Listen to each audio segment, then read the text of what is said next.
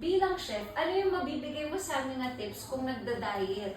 Common misconception ng mga tao, kunyari kayo ay mag-diet, syempre yung mga pagkain na pang dieta mapakla or walang lasa, which is hindi totoo.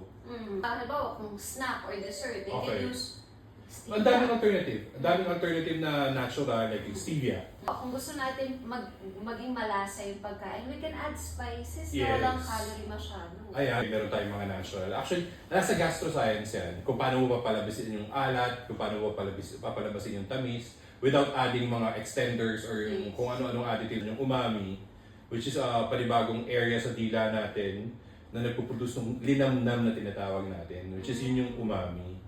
Ayan, nakukuha natin yun sa mushrooms. Ang taas ng umami ng mushrooms. Ayan. Number 1 na pinagkukuhaan na natin yan. Paano ko mapapasarap yung gulay? Paano ko siya may enjoy na hindi ko nafe-feel na deprived ako? Pwede natin igisa. Malaking factor yung pagigisa, yung nanggagaling sa onions, yung nanggagaling sa garlic, ayan, olive oil, pwede din natin mag-olive oil, pwede tayong mag-sesame oil, para pasarapin yung pagkain natin, na nag-e-enjoy tayo na habang nagiging healthy tayo. Yes, pwedeng lagyan ng mga spices. Siyempre, spices, ang dami